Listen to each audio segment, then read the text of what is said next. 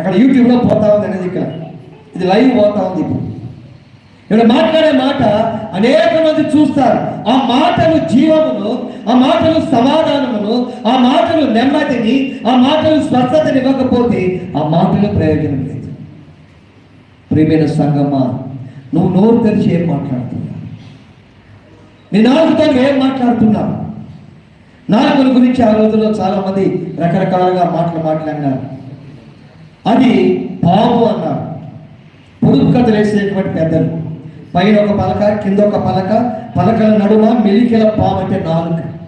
ఈ నాలుక దీనికంటే చెడ్డదిక్క లేదు.